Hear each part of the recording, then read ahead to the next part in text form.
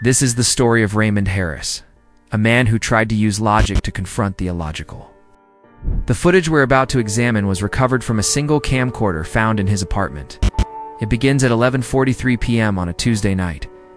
The camera's perspective is low, set on a tripod in the corner of a sparsely decorated living room. We see Raymond, a man in his late 30s, adjusting the lens. He looks tired, but determined. He steps back, glances around the room, and then speaks directly to the camera. "All right," he says, his voice a little shaky. "Let's settle this once and for all." There's nothing in this apartment. It's just old pipes, the building's settling, my imagination running wild. Tonight, we prove it.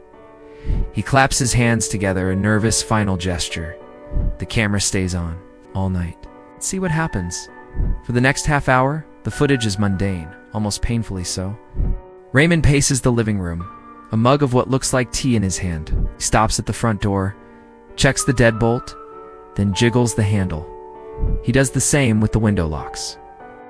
He seems to be performing a ritual of reassurance, proving to himself and the camera that the space is secure. He's talking to himself, muttering things like "see," "locked tight," and "just the wind." At 12:19 a.m., he walks towards the light switch by the door. Okay, time for bed.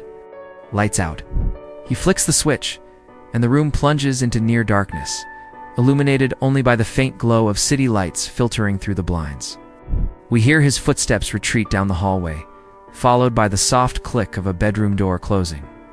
For nearly an hour, nothing happens. The camera's microphone picks up the ambient sounds of the city, a distant siren, the hum of the refrigerator, the occasional creak of the floorboards. It's exactly what Raymond predicted. Old building noises. The digital time code in the bottom right corner of the screen ticks forward, a silent, steady observer. The atmosphere is calm, almost boring. You start to believe him. Maybe it was all in his head then. At 1:07 a.m., something changes. Subtle at first. A low-frequency hum begins to emanate from the microphone. It's a sound that feels more like a pressure change in your ears than an audible noise. It's not the refrigerator. It's not the city. It's a deep, resonant vibration that seems to come from the very walls of the apartment. The sound is constant, a persistent, low thrum that slowly builds in intensity. On the screen, nothing visible has changed. The empty living room remains still. But the audio tells a different story. Something has entered the space. At 1:16 a.m., the bedroom door at the end of the hallway creaks open. A sliver of light cuts across the floor. Raymond steps out. Now just a silhouette. He's moving slowly, cautiously. Doesn't turn on any lights. Creeps into the living room, his eyes scanning the darkness. The camera records him as he stops near the front door. He leans in close, inspecting the lock he had so meticulously secured just hours before. He whispers, and the sensitive camera mic picks it up with chilling clarity. "I didn't leave the door open." We see him reach out and slowly, silently push the front door shut. It hadn't been wide open, just slightly ajar, as if someone had quietly slipped out or in. He re-engages the deadbolt with a loud, definitive click that echoes in the silent apartment. He then backs away from the door, his movements no longer filled with skeptical confidence but with a creeping dread. He retreats down the hallway, but this time he leaves his bedroom door open. The deep hum continues, unabated. Then a new sound joins it, a soft dragging noise. It's rhythmic, like a heavy sack of sand being pulled across a carpeted floor. It seems to be coming from the far end of the hallway. It's just out of the camera's line of sight. Scrape, pause, scrape, pause. It's slow, deliberate.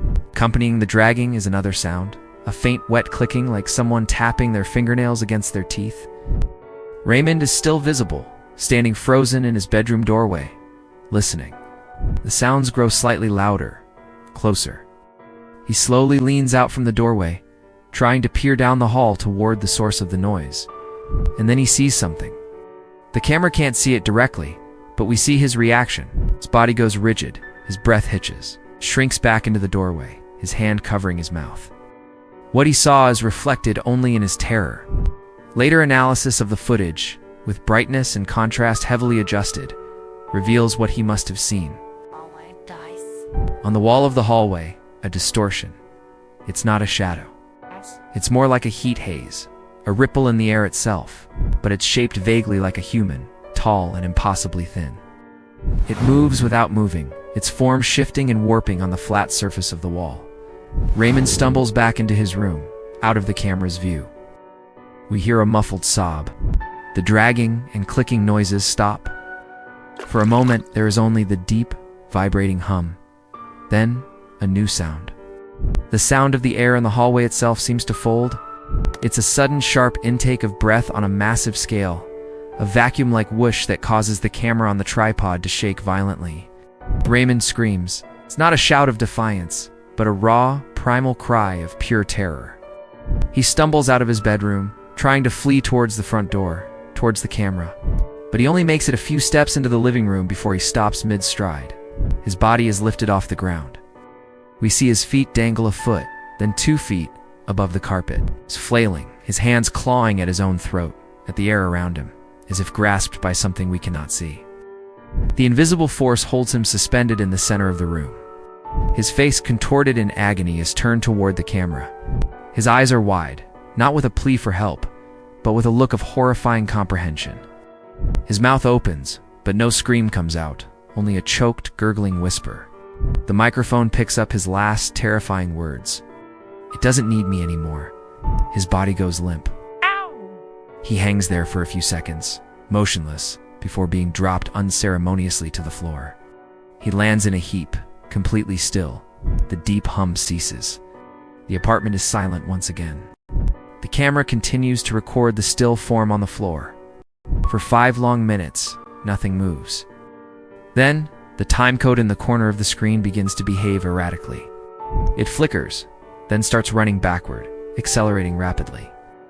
Rewinding through the night's events in a blur of scrambled numbers and colors until the screen cuts to black. The recording ends. Raymond's body was discovered 2 days later by the building manager. The official cause of death was listed as massive internal trauma and organ failure, with no external signs of injury. The police were baffled. The apartment was locked from the inside. The camera was the only witness. What it recorded defies explanation. It documented the final hours of a man who believed he could rationalize the unknown, only to be consumed by it. This footage serves as a harrowing reminder that there are some doors that should never be opened, and some truths we are not meant to understand. Thank you for watching. Stay safe, and always trust your instincts.